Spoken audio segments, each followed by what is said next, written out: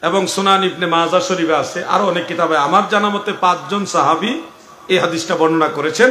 রাসূল আকরাম সাল্লাল্লাহু আলাইহি ওয়াসাল্লাম বলেছেন, মান সান্না ফিল ইসলামে সুন্নাতান হাসানা কানা লাহু আজরুন ইলা আখিরিল হাদিস।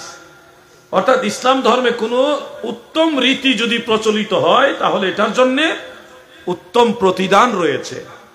এই উত্তম রেওয়াজ, উত্তম রীতি প্রচলনের অথরিটি আল্লাহ রসুল দিয়ে গেছেন। এখানে আপনাকে প্রশ্ন করার আর কোনো সুযোগ নাই। যার কাছে আল্লাহ তাআলা দ্বীন পরিপূর্ণ করে দিয়েছেন সেই রসুল বলেছে, আমার এই দ্বীনের মধ্যে কিছু কিছু জিনিস প্রবর্তিত হবে যেগুলি উত্তম কাজ, এগুলির দ্বারা সওয়াব রয়েছে। আরেকটা হাদিস শরীফ হলো, এটা মারফু মাওকুফ দুই ভাবে রয়েছে। প্রিয় নবীজি বলেছেন, মা রাআল মুসলিমুনা হাসানান ফাহুয়া ইনদাল্লাহি হাসান। মুসলমানরা, মুজতাহিদ তবকার মুসলিমরা যদি কোনো জিনিসকে মনে করে এটা ভালো কাজ, তাহলে এটা আল্লাহর কাছে ভালো হিসেবে স্বীকৃত হবে। এই অথরিটি আল্লাহ তাআলার হাবিব দিয়ে গেছেন। এখন শুনুন, আপনি যদি বলেন না রসুল পাকের জামানায় ইসলাম যেভাবে ছিল আমরা এর বাইরে চলবো না, ওটাই আমরা মানবো, তাহলে প্রথমত আপনাকে বলতে হবে 1400 বছরের সব মুসলমানরা তারা সবাই জাহান্নামে যাবে, ভুল পথে ছিল। নাউজুবিল্লাহ। এটা কি বলা সম্ভব? কেন বলতে হবে? রসুল পাকের জামানায় কোরআনের ভিতরে জের জবর ফের জজম তাসদীদ হরকত এরাব এগুলি ছিল না, সূরার নামও ছিল না, ওয়াকফের চিহ্ন ছিল না, আয়াতের চিহ্নটাও ছিল না রসুল পাকের জামানায়। ফতোয়ে শামির মধ্যে আছে এগুলি বিদআত, এগুলি পরবর্তীতে আবিষ্কার হয়েছে কোরআন বোঝার সুবিধার্থে, কোরআন তিলাওয়াতের সুবিধার্থে। এখন আপনি যদি বলেন দিন পরিপূর্ণ হয়ে গেছে, আমরা পরবর্তীতে যা কিছু প্রবর্তিত হয়েছে আমরা সেগুলি মানি না, তাহলে কোরআন থেকে আপনার আয়াতের চিহ্ন উঠাইতে হবে, ওয়াকফর চিহ্ন উঠাইতে হবে, সূরার নামগুলি উঠাই দিতে হবে, এবং জের জবর ফের জজম তাসদীদ হরকত এরাব সব উঠাই দিতে হবে। পারবেন? পারবেন? এই 1400 বছরে মুসলমান সবাই কিন্তু এগুলি মেনে গেছেন। অতএব তারা যদি এটা মেনে যেতে পারে, তাহলে আপনি কেন হঠাৎ করে মানতে চাচ্ছেন না? আপনি কি সেই আগের মুসলমানদের দলে নাই, নাকি নতুন মুসলমান হয়েছেন আপনি? প্রশ্ন দাঁড়াবে। দ্বিতীয় আরেকটা জিনিস আমি আপনাদের বলি, জুমার নামাজের সানি খুতবার ভিতরে আমরা যে 4 খলিফার নাম বলি, হযরত আবু বকর সিদ্দিক, হযরত ওমর ফারুক, হযরত ওসমান যুন্নুরাইন, হযরত শেরে খোদা মাওলা আলী রাদিয়াল্লাহু আনহুম, ইমাম হাসান, ইমাম হুসাইন, খাতুনে জান্নাত, হযরত ফাতেমা, হযরত আমির হামজা, হযরত আব্বাস রাদিয়াল্লাহু তাআলা আনহুম, তিনাদের নামগুলি সানি খুতবায় বলা হয় কি হয় না? এরপর একটা আয়াতও বলা হয়, ইন্নাল্লাহা ইয়া'মুরুকুম বিল আদলি ওয়াল ইহসান ওয়া ইতাইজিল কুরবা ওয়া ইয়ানহা আনিল ফাহশাই ওয়াল মুনকার ইয়াইজুকুম লাআল্লাকুম তাযাক্কারুন। বলা হয় কিনা ভাই? এই আয়াতে কারিমা জুমার নামাজের খুতবায়, সানি খুতবায় রসুল পাকের জামানায় ছিল না। এখন যদি বলেন ইসলাম তো পরিপূর্ণ হয়ে গেছে নবীজির জামানায়, পরবর্তীতে প্রবর্তিত কোনো জিনিস আমরা মানি না, তাহলে জুমার নামাজের সানি খুতবা এগুলি বাদ দিতে পারবেন? 1400 বছরে মুসলমানরা সবাই এটা করে আসছে, আপনি এটা বাদ দিবেন কোন অথরিটিতে? আগের সব মুসলমান জাহান্নামে যাবে, শুধু আপনি জান্নাতে যাবেন? এরকম যেন না হয়। আরেকটা উদাহরণ দিচ্ছি, মনোযোগ দিয়ে শুনবেন এই কথাগুলো। আমাদের কিছু ভাইরা অনেক বাড়াবাড়ি করে। যেমন গতকাল কওমি অঙ্গনের একজন আলেম ভাই আছে, জনাব রেজাউল করিম আবরার সাহেব, তিনি একটা বক্তব্য দিলেন। বক্তব্যের ভাষাটা ছিল এরকম যে ঈদে মিলাদুন নবী সাল্লাল্লাহু আলাইহি ওয়াসাল্লাম এটা মানা যাবে না, ঈদ বলা যাবে না। কারণ মুসান্নাফু আব্দুর রাজ্জাকের মধ্যে এসছে রাসূল পাক সাল্লাল্লাহু আলাইহি ওয়াসাল্লাম বলেছেন, লা তাত্তাখিযু শাহরান ঈদা ওয়া লা তাত্তাখিযু ইয়াওমান ঈদা। তোমরা কোনো মাসকে ঈদ বানাবে না এবং কোনো দিনকেও ঈদ বানাবে না। এই হাদিস দিয়ে তিনি বললেন, যেহেতু নবীজি বলছে কোনো দিনকে ঈদ বানানো যাবে না, সেহেতু আমরা ঈদে মিলাদুন নবী বানাইতে পারবো না। একটা যুক্তি দিয়েছেন। দ্বিতীয় যুক্তিটা ছিল এরকম, ইমাম ইবনে রজব হাম্বলি রাহমাতুল্লাহ আলাইহির লাতাইফুল মাআরিফের মধ্যে একটা ইবারত আছে। সেই ইবারতের মধ্যে যেই ঈদগুলো শরীয়তে এলাও করে না সেই ঈদকে বিদআত বলা হয়েছে। ঢালাওভাবে ইবনে রজব হাম্বলি সব ঈদকে, মানে ঈদে মিলাদুন নবীকে বিদআত বলেননি। তিনিই বলেছে যে ঈদগুলো শরীয়ত এলাও করে না, আল্লাহ এবং আল্লাহ রসুলের পক্ষ থেকে এলাউড না, গ্রহণযোগ্য না, সমর্থিত না, ওগুলি বিদআত। তিনি সেখানে বলেছেন যে ইল্লা মা জাআতি শরীআতি বিইত্তিখাযিহি ঈদা, ওই ধরনের ঈদগুলোকে বিদআতের অন্তর্ভুক্ত করা হবে না যেই ঈদগুলি আল্লাহ তাআলার পক্ষ থেকে কোন রাসূল পাকের পক্ষ থেকে কোনো না কোনো ভাবে সমর্থিত হয়ে এসেছে। এই যে এবারটা দিয়ে আমাদের রেজাউল করিম আবরার সাহেব তিনি দাবি করেছে ঈদে মিলাদুন নবী মানা যাবে না। এই দুইটা পয়েন্ট পরে আরেকটা আছে, আমি আপনাদের সহজ করে দিচ্ছি। এখানে হয়তো ওনার এই মতের সমর্থক আছে বা থাকতে পারে। এই দুইটা কথার পিছনে ওনার ধোঁকাবাজির আশ্রয় নেওয়া হয়েছে, আশ্রয় নিয়েছে উনি। এক নম্বরে যে হাদিস শরীফ উনি বলেছে ওটা সহিহ হাদিস না, ওটা হলো মুরসাল হাদিস। হযরত আব্দুর রাজ্জাক সানাআনী হযরত মামার থেকে বর্ণনা করেছেন, মামার আব্দুল্লাহ ইবনে তাউস থেকে বর্ণনা করেছেন, তিনি হযরত তাউস রাহমাতুল্লাহ আলাইহি থেকে বর্ণনা করেছেন, তিনি আল্লাহ রাসূল থেকে। হযরত তাউস কিন্তু সাহাবী না, উনি জীবনে কোনোদিন আল্লাহর নবীকে দেখেই নাই। সেই লোক বলতেছে রাসূল পাক সাল্লাল্লাহু আলাইহি সাল্লাম বলছেন, যে লোকে নবীজির রেফারেন্সে কথাটা বলছে উনি জীবনে কোনোদিন আল্লাহর নবীকে দেখেই নাই। তাহলে এখানে একটা কথা আছে না, উসুলে হাদিসের মানদণ্ড এটা মুরসাল হাদিস। মুরসাল হাদিস এটা কিন্তু উনি বলে নাই, উনি কিন্তু হাদিস বলে দিয়েছে, কিন্তু বলা উচিত ছিল এটা মুরসাল হাদিস। এরপরে সেখানে বলা হয়েছে লা তাত্তাখিযু শাহরান ঈদা ওয়ালা তাত্তাখিযু ইয়াওমান ঈদা, কোন মাসকে দিনকে ঈদ হিসেবে গ্রহণ করবে না। তো এই হাদিস অনুযায়ী জুমার দিন তো ঈদের দিন, তাহলে কি জুমার দিন ঈদের দিন বাদ দেওয়া যাবে? ইয়াউমে আরাফা ঈদের দিন, আইয়ামে তাশরিকের দিনগুলি ঈদের দিন, তাহলে এই দিনগুলি তো সহিহ হাদিস থেকে প্রমাণিত। মুসান্নাফে আব্দুর রাজ্জাকের হাদিসের মধ্যে তো বলা হয়নি যে এই ঈদগুলি বাদে অন্য কোন দিনকে ঈদ বানায়ো না, ওরকম তো বলেনি।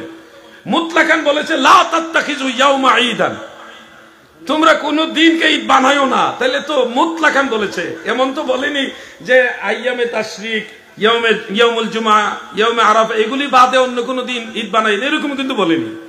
আসল ঘটনাটা হলো আরবের কিছু ইয়াহুদি ছিল, আহলে কিতাব ছিল এবং কিছু মুসলমানও ছিল, তারা রজব মাসে পুরা মাস ব্যাপী রোজা রাখা শুরু করলেন। আল্লাহর রাসূল এবং সাহাবায়ে কেরাম এটা পছন্দ করলেন না, পুরা মাস রোজা রাখার এই বিষয়টা পছন্দ করলেন না। এই জন্য বলা হয়েছে লা তাত্তাখিযু শাহরান ঈদা, তোমরা কোন মাসকে ঈদ বানাইবা না, মানে পুরা মাস রোজা রাখবা না। ওয়ালা তাত্তাখিযু ইয়াওমান ঈদা, কোন দিনকে তোমরা ঈদ বানাইবা না, মানে একটা দিনকে নির্দিষ্ট করে সব সময় রোজার দিন বানাইবা না। হাদিসটা হলো রজব মাসের হাদিস, কিন্তু আমার ভাই আবরার, সে আমার ছোট ভাই, সে কি করলো ওই রজব মাসের হাদিস নিয়ে লাগাইলো মিলাদুন নবীর মাসে। দলিল কোন জায়গা লাগাইছে, কোন জায়গা? চাচার কবর কই, চাচি কান্দে কই। ইমাম আব্দুর রাজ্জাক সানাআনী রাহমাতুল্লাহ আলাইহি হাদিসটা আনছে রজব মাসের অধ্যায়ের মধ্যে, রবিউল আউয়াল মাসের অধ্যায়ের মধ্যে না। এই হলো এগুলি ধোঁকা। এরপরে ইবনু রজব হাম্বলী রাহমাতুল্লাহ আলাইহি তিনি লাতাইফুল মাআরিফ সেই কিতাবের মধ্যে যা বলেছে তা তো আমি বললাম, উনি ঢালাও ভাবে সব ঈদকে অস্বীকার করেননি। তিনি বলছে ইল্লা মা জাআতি শরিয়াতে বিইত্তিখাযিহি ঈদান, যেই ঈদগুলিকে গ্রহণ করার ব্যাপারে শরীয়তে দলিল বা কোনো অনুমতি সমর্থন রয়েছে এগুলি বাদে অন্য দিনকে ঈদ বানানো এগুলি হলো বিদআত। তো ইবনু রজব হাম্বলী দামেশকি রাহমাতুল্লাহ আলাইহি তিনার আরেকটা কিতাব আছে, এটা আমার ওই রেজাউল করিম আবরার ভাই পড়ে নাই। সে আমার বয়সে অনেক ছোট, তারপরে আমি ভাই বলতেছি আদর করে। আমি আমার ছোট ভাইদেরকে অনেক সময় আদর করে ভাই বলি। তিনি ইমাম ইবনু রজব হাম্বলী রাহমাতুল্লাহ আলাইহির আরেকটা কিতাব, সেটার নাম ফাতহুল বারি শরহে বুখারী। এই একই নামে ইমাম ইবনু হাজার আসকালানিরও একটা কিতাব আছে।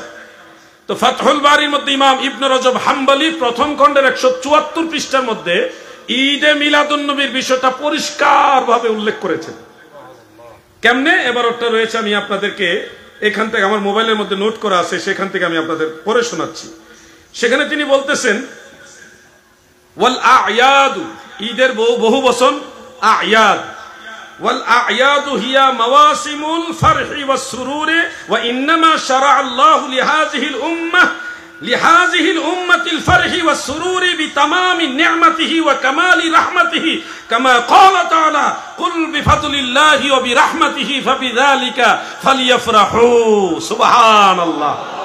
সূরা ইউনূসের এই 58 নম্বর আয়াতকে তিনি দলিল হিসেবে উল্লেখ করেছেন, করে বলতেছে আল্লাহর নিয়ামত এবং আল্লাহ তাআলার পরিপূর্ণ রহমত হিসেবে পেয়ে কোন দিনকে মুসলমানেরা যদি ফারহুন বা সুরুর বা আনন্দ উৎসবের দিন, ঈদের দিন হিসেবে গ্রহণ করা হয়, এটা ওই বিদাতি ঈদের অন্তর্ভুক্ত না। তিনি আয়াত ঈদ সমূহের মধ্যে তিনি এই আয়াত দিয়ে আল্লাহর নিয়ামত, আল্লাহর রহমত পেয়ে মুমিন মুসলমানরা যদি ঈদ করে সেটাকে উনি জায়েজ বলেছেন, এটার পক্ষে অবস্থান করেছেন। মারহাবা বলেন। বরং আশ্চর্য খবর হলো ইমাম ইবনে রজব হাম্বলি রহমাতুল্লাহ আলাইহির জমানাতে 750 হিজরির দিকে মক্কা শরীফের মুসলমানেরাও ঈদে মিলাদুন নবী উদযাপন করত। এটা আছে ইমাম আবুল খায়র ইবনে জাজারি রহমাতুল্লাহ আলাইহির আরফুত তারিফ বি মাউলিদিশ শরীফ, সেই কিতাবের মধ্যে তিনি হাফেজুল হাদিস ছিলেন। তিনি সেই কিতাবে লিখতেছেন, ইয়াখরুজু আহলু মক্কা ইয়াউমাল মাউলিদ ফি কুল্লি আমিন। মক্কাবাসী রবিউল আউয়ালের 12 তারিখে প্রতি বছর তারা ঘর থেকে বের হয়ে রাসূল পাকের মাওলুদ শরীফ, যেই ঘরে নবীজি শুভাগমন করেছে, ওই ঘরের আশেপাশে সবাই অবস্থান করতেন। এরপরে ওয়াইহতাফিলুনা বিযালিকা আ'যামু মিন ইহতিফালিহিম বিয়াউমিল ঈদ ওয়া কাযালিকা ইলা ইয়াউমিনা হাযা। মক্কার মুসলমানেরা, আরবের মুসলমানেরা সবাই দলে দলে ঈদে মিলাদুন নবীর দিনটাকে অন্য সকল ঈদের চেয়ে বড় ঈদ হিসেবে উদযাপন করত। মারহাবা বলে। এইভাবে আমাদের জমানা পর্যন্ত চলে আসতেছে। ওই সময়কালটা ছিল ইমাম ইবনে রজব হাম্বলি রাহমাতুল্লাহ আলাইহির সময়কাল। এখন মক্কার মুসলমানরা যে ঈদে মিলাদুন নবী উদযাপন করে, এটার ব্যাখ্যা ইবনে রজব হাম্বলি ফাতহুল বারি শরহে বুখারীর প্রথম খণ্ডের 174 পৃষ্ঠার মধ্যে তিনি লিখতেছেন এইভাবে, ফাআম্মাল আ'য়াদুল্লাতী ইয়াজতামাউ আলাইহিন নাস ফালা ইয়াতাজাওয়াজু বিহা শারাআহুল্লাহু লিরাসূলিহি ওয়া শারাআহুর রাসূলু লিউম্মতিহি। অর্থাৎ আল্লাহ রসুলের জন্য, রসুল সাল্লাল্লাহু আলাইহি সাল্লাম তার উম্মতের জন্য যে সমস্ত ঈদের বিধান দিয়েছেন, ওই ঈদের পরেও যেই ঈদগুলোর মধ্যে মুসলমানরা একত্রিত হয়, যে ঈদগুলোর মধ্যে মুসলমানরা একত্রিত হয়, এই ধরনের ঈদগুলি ওই ঈদের মানে ঈদুল ফিতর, ঈদুল আজহা, জুমার দিন, আরাফার দিন, আইয়ামে তাশরিকের দিন, এগুলির বিপরীত না, ওগুলির বিরুদ্ধে না, ওগুলি সীমালঙ্ঘন করবে না। তা সত্ত্বেও মুসলমানদের এই ঈদের গুণী, এই ঈদের দিনগুলি, ঈদে মিলাদুন নবী, এগুলি জায়েজ হবে। মারহাবা বলেন। ইবনে রজব হাম্বলির এক কিতাব উনি পড়ছে, আরেক কিতাব পড়ে না, এই জন্য ফেস লেগে গেছে। আপনি যদি বলেন সাহাবারা ঈদে মিলাদুন নবী পালন করে নাই, আমরা কেন করব? আমরা কি সাহাবীদের চেয়ে বেশি বুঝিনি? ইমামরা কইলেই হবে, ইমামরা কি সাহাবীদের চেয়ে বেশি বুঝিনি? এই কথাটা বেয়াদবি, এইভাবে বলা যাবে না। আপনারা খেয়াল করবেন, রেজাউল করিম আবরার সাহেব হলো চরমোনাই দরবারের মুরিদ। চরমোনাই দরবার একটা জিকির হয়, ইল্লাল্লাহ ইল্লাল্লাহ ইল্লাল্লাহ, অনেক দরবারই হয় এটা। এখন এই একই প্রশ্ন আবরার সাহেব যে বললেন, সাহাবারা যেহেতু ঈদে মিলাদুন নবী করে নাই, আমরা কেন করব? ইমামরা কেন বলবে? তারা কি ইমাম সাহাবীদের চেয়ে বেশি বুঝেনি? একই প্রশ্ন ইল্লাল্লাহ জিকিরের ব্যাপারে যদি ওনাকে করি, সাহাবারা ইল্লাল্লাহ জিকির করছেনি, যদি না করে থাকে আপনারা কেন করেন? আপনারা কি সাহাবীদের চেয়ে বেশি বুঝেননি? এরপরে চরমোনাই দরবারে আরেকটা বই আছে, বইটার নাম 21 সবক, মানে 21টা সবকের মাধ্যমে সে রিয়াজত করে, সাধনা করে, জিকির আজকার বিভিন্ন আমলের মাধ্যমে। এখন এই প্রশ্নটা যদি আবরার সাহেবকে করি যে সাহাবারা যেটা করে না, এটা আপনি কেন করবেন? আপনি কি সাহাবীদের চেয়ে বেশি বুঝেননি? তাহলে 21 সবক আপনারা কেন আদায় করেন? সাহাবারা তো 21 সবক আদায় করে নাই, তো সাহাবীদের চাইতে আপনারা কি ইসলাম চর্চা বেশি বুঝেননি? নিজেদের বেলায় তো এই প্রশ্ন আসবে না। টঙ্গীর ইজতেমা বাৎসরিক ভাবে করা হয়, সাহাবীরা তো টঙ্গীর ইজতেমা করে নাই, আপনারা কেন করেন? সাহাবীরা যেটা করেন এটা করা যাবে না, আপনারা সাহাবীদের চেয়ে বেশি বুঝেননি। তাহলে ইজতেমার ব্যাপারে, সিরাতুন নবী মাহফিলের ব্যাপারে, তাফসীরুল কুরআন মাহফিলের ব্যাপারে, চরমোনাই 3 দিনের মাহফিলের ব্যাপারে, বিভিন্ন সালাফীদের সম্মেলন সহ মাদ্রাসার বাৎসরিক সম্মেলন, এই ক্ষেত্রে প্রশ্ন আসে না কেন যে সাহাবারা যেহেতু করে নাই আমরা সিরাতুন নবী মাহফিল করব না? এই প্রশ্নগুলি আসে না। মূল কারণ হলো এরা অরিজিনালি ওই দলিল আর উসুল বিষয় না, মূল বিষয় হলো তারা নবীর মিলাদ পছন্দ করে না। ইমামরা অনেক উসুল আমাদের বলে গেছেন, ইস্তেমালুন নাস হুজ্জাতুন ইয়াজিবুল আমালু বিহা। মুজতাহিদ পর্যায়ের আলেমরা, ইমামরা, মুমিন মুসলমানেরা, তারা যদি কোনো বিষয়ের উপরে আমল করে থাকে কোনো ধরনের মতানৈক্য ছাড়া, তখন এটা শরীয়তে হুজ্জত হয়ে যায়। আরেকটা উসুল হলো আস-সাবিতু বিল উরফি কাস-সাবিতি বিন নস। উরফান শরীয়তে মুজতাহিদ আলেমদের, ইমামদের মাঝে কোনো বিষয় যদি সাবিত প্রমাণিত হয়ে যায়, তখন এটা নসের নেই সাব্যস্ত হয়, এটার বিরোধিতা করার আর কোনো সুযোগ থাকে না। আল্লাহ সবাইকে বোঝার তৌফিক দেন, মহব্বতে বলে না আমিন, সবাই বলে না আমিন। ঠিক আছে নি, কিছু কইতেইব, নাইলে তো মনে করবে হেডাই ঠিক না। আমরা একবার চুপ হয়ে থাকলে করবে হেডাই ঠিক। আমরা তো অসম্মান করে কিছু বলি নাই, ওনার অসম্মান করে কিছু বলছি? ওনার বয়স আমার ছোট, তারপরে ভাই কইছি। একজন আলেমের একটা বিষয় না জানা থাকতেই পারে, এটা স্বাভাবিক। আমরা আরেকজন জানি বলে দিছি, এটা দিনের আমানতদারিতা, দিনের মধ্যে এটা আমানতদারিতা। একজনে ভুল করলে আরেকজন ভাই সঠিক শুধরে দিবে, আমার ভুল হইলে আপনি শুধরে দিবেন। মূল টার্গেট কোন ব্যক্তি না, মূল টার্গেট হলো ইসলাম ধর্মকে পবিত্র রাখতে হবে। শুনেছি হযরত বেলাল রাদিয়াল্লাহু আনহুর আজান ছিল কাবার উপর থেকে। ছোটবেলায় দেখেছি আমরা আজানখানা বা বাহিরে মাটির উঁচু স্থান থেকে, মানে আজান উঁচু স্থান থেকে দেয়। এখন থেকে মসজিদের ভিতরে কিভাবে আজান নবীজির সুন্নত মোতাবেক দ্বিতীয় আজানের নির্ধারিত স্থান আছে কিনা? ও নারে তাকবীর, নারে রিসালাত, আহলে সুন্নাত ওয়াল জামাত জিন্দাবাদ জিন্দাবাদ। আল্লামা শেরে বাংলা আমি বলবো বর্তমান নারে তাকবীর, নারে রিসালাত, নারে গাউসিয়া, আহলে সুন্নাত ওয়াল জামাত। মেহমানে আলার আগমন, মেহমানে আলার আগমন, বয়ানী হুজুরের আগমন।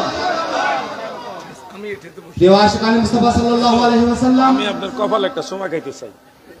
আজকের আজিমুশান মাহফিলের সম্মানিত মেহমান আলা আল্লামা গাজী আবুল কালাম বয়ানী মাদ্দাজিল্লাহুল আলী আমাদের মাঝে এসে উপস্থিত হয়েছেন। ইনশাআল্লাহুল আজিজ আজকের আজিমুশান মাহফিলের সম্মানিত প্রধান বক্তা, ওনার গুরুত্বপূর্ণ তাকরীর শেষে উনি ওনার গুরুত্বপূর্ণ তাকরীর পেশ করবেন। আপনারা যারা ওনার গুরুত্বপূর্ণ মাহফিল শ্রবণের প্রতীক্ষায় বাইরে ঘোরাফেরা করছেন, আমি মাহফিলের সৌন্দর্য রক্ষার্থে মাহফিলের স্থানে চলে আসার জন্য মাহফিল পরিচালনা কমিটির পক্ষ থেকে সুনির্বদ্ধ অনুরোধ জানাচ্ছি। যেহেতু হুজুর চলে আসছেন, আমি আর আপনারা যারা বিক্ষিপ্তভাবে বসছেন আপনারা একটু সামনের দিকে অগ্রসর হন, দয়া করে আপনারা একটু সামনের দিকে অগ্রসর হন। যেহেতু আমাদের মাহফিলের প্যান্ডেল অত্যন্ত ছোট, সংকুলান কম, সেই জন্য আমি পরিচালনা কমিটির পক্ষ থেকে অনুরোধ জানাবো আপনারা সামনের দিকে অগ্রসর হয়ে চলে আসুন। আমাদের সামনে প্রচুর জায়গা রয়েছে, সামনে প্রচুর জায়গা খালি রয়েছে, দয়া করে আপনারা সামনের দিকে অগ্রসর হন।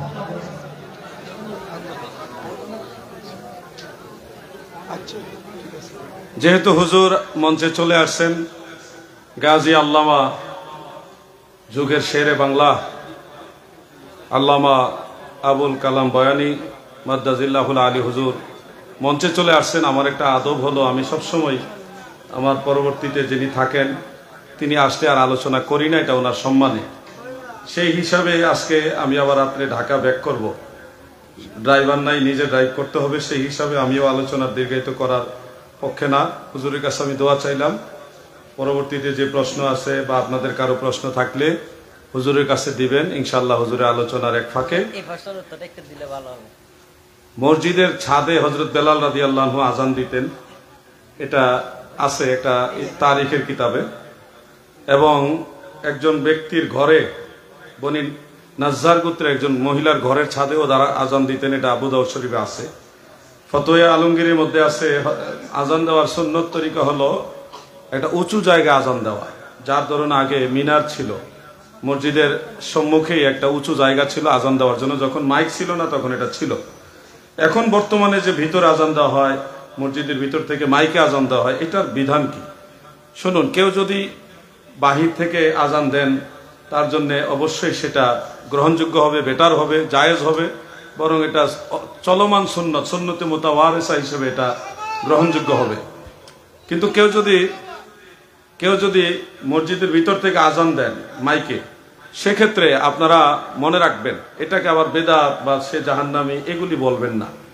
ফতোয়ার কিতাবে দুইটাই মাসালা আছে, একটা হলো 5 ওয়াক্ত নামাজের আজানের মাসালা, আর একটা হলো জুমার নামাজের আজানের মাসালা, সানি আজানের মাসালা, এবং দুইটা 2 অধ্যায়ের মধ্যে আসছে। সেই হিসাবে আলা হযরত আজিমুল বারাকাত ইমাম আহমদ রেজা খান ফাজিল বেরলভী রাদিয়াল্লাহু আনহু ওয়া নাওয়ারাল্লাহু মারকাদা, তিনি মসজিদের ভিতরে আজান দেওয়াটা পছন্দ করেননি। তিনি বলেছেন বাহিরে আজান দেওয়ার জন্য, দরজায় বা মসজিদের বাহিরে।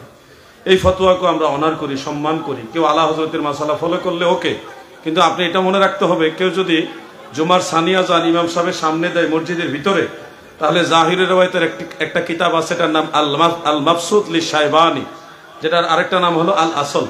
সেই কিতাবের মধ্যে স্পষ্ট মাসালা আছে, ওয়াইজা আযযানা ফিল মসজিদে আজজাহু, যদি মসজিদের ভিতরে আজান দেওয়া হয় সেটাও তার সওয়াবের কাজ হবে, এটা নাজায়েজ হবে না। ফাতহুল কাদিরের মধ্যে ইবনুল হুমাম রাহমাতুল্লাহ আলাইহি লিখেছেন যে ইয়ামবাগি লিল মুআজ্জিনা আইয়ুআজ্জিনা আলাল মিজানা আও খারিজাল মসজিদ ওয়ালা ইউআজ্জানু ফিল মসজিদ। এটার ব্যাখ্যা ফতোয়া আলমগীরের মধ্যে মাসালাটা আছে, উচিত হলো মসজিদের মিজানার মধ্যে আজান দেওয়ার স্থানটাকে বলা হয় মিজানা, অথবা আও খারিজাল মসজিদ, মসজিদের বাইরে আজান দেওয়া, ওয়ালা ইউআজ্জানু ফিল মসজিদ। এইভাবে মাসালা এসছে আলমগীরিতে কাজী খানের মধ্যে।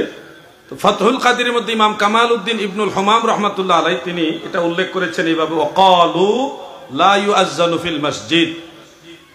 তো এই যে কলু শব্দটা দিয়ে উনি বুঝালেন এটা মুখতালাফ ফিহি মাসআলা, এই মাসালাটা বিল ইত্তেফাক নয়। কারণ হলো বাদায়ু সানায়ের মধ্যে ইমাম কাসানি রহমাতুল্লাহ আলাইহি তিনি লিখেছেন লিআন্নাল মিজানাতা মিনাল মসজিদ, মিজানা যে স্থানটা এটা মসজিদের এরিয়ার সীমানার ভিতরে একটা জায়গা, এই জন্য ওই মাসালা থেকে বোঝা যায় মসজিদের ভিতরে আজান দেওয়াটা কোনো দোষের কিছু না, গুনার কাজ না। হ্যাঁ, আপনার যদি মাইক না থাকে অথবা আপনি যদি মনে করেন বাহির থেকে উঁচু জায়গা থেকে আমি মাইক আজান দিব, ওকে বেটার, সুযোগ থাকলে ওটা করেন। কিন্তু কেউ ভিতরে আজান দিলে তারে জাহান্নামে পাঠাই দিবেন, বেদাতি ভণ্ড বা এরকম করবেন না, এটা ইসলাম এলাও করে না। ইজা সাঈদ আল ইমাম আলাল মিম্বারে আযানাল মুআজ্জিনুনা বাইনা ইয়াদাইল খতিব, এভাবে মাসালা আসছে। সেই মাসালা ফতোয়া শামিতে আছে, আলমগীরিতে আছে, বাহরুর রায়কে আছে, অনেক কিতাবে। সেখানে আলা বাবিল মসজিদ বা খারিজাল মসজিদ ওই মাসালার সাথে নেই। অতএব সুন্নিদের মধ্যে এই সমস্ত মাসালা নিয়ে ঝগড়া করবেন না। ইমাম শেরে বাংলা রহমাতুল্লাহ আলাইহি ভিতরে আজান দিয়েছেন এবং জামে আহমদিয়াতে ভিতরে আজান দেয়। আরো বাংলাদেশের ম্যাক্সিমাম কি প্রায় সব সুন্নি মসজিদে ভিতরে আজান দেয়, সানি আজানটা।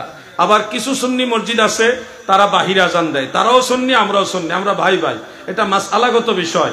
এগুলো নিয়ে মারামারি করে নিজেরা দুর্বল হবেন না।